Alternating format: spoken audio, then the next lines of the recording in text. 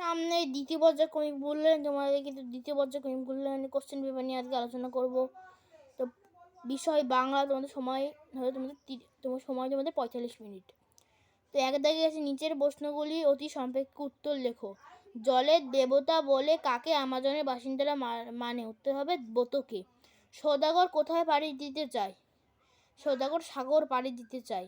ইংল্যান্ডের দক্ষিণ মেরু অভিযানের আয়োজক সংস্থার নাম লিখতে হবে রয়্যাল জিওগ্রাফিক্যাল সোসাইটি। আলো গল্পের নিতাইকে? আলো গল্পের নিতাই হলেন শম্ভুর পাঠশালার সহপাঠী।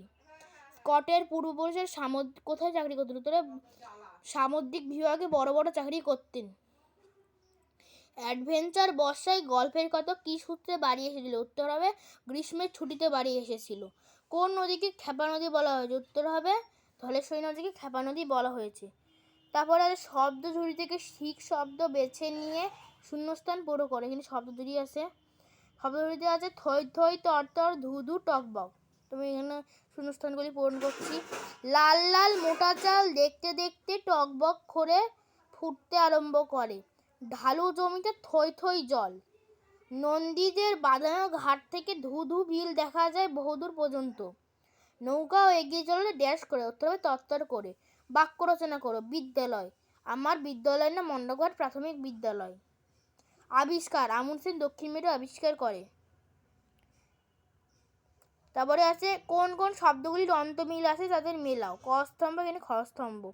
সৌদাগর মধুকর, আজ লাজ, বদরগাজী মাল্লামাজি, সিন্ধু বন্ধু। তারপরে আছে না বিপরীত শব্দ লেখো। জয় জয় হারা, ভীতু সাহসী, আদর অনাদর। সমার্থক লেখো, সমার্থক শব্দ লেখো। চোখ চক্ষু, আর আকাশ তোমাদের গগন। তো এটি তোমাদের দ্বিতীয় পর্যায়ে ক্রমিক মূল্যায়নের কোশ্চেন পেপার। তো দ্বিতীয় পর্যায়ে ক্রমিক মূল্যায়নের বিষয় বাংলার কোশ্চেন পেপার এগুলি আসবে। তো এগুলি সবাই ভালোভাবে দেখে নেবে। ভিডিওটা যদি ভালো লাগে অবশ্যই লাইক কমেন্ট সাবস্ক্রাইব করবে। দেখা হবে নেক্সট ভিডিওতে। Bye bye.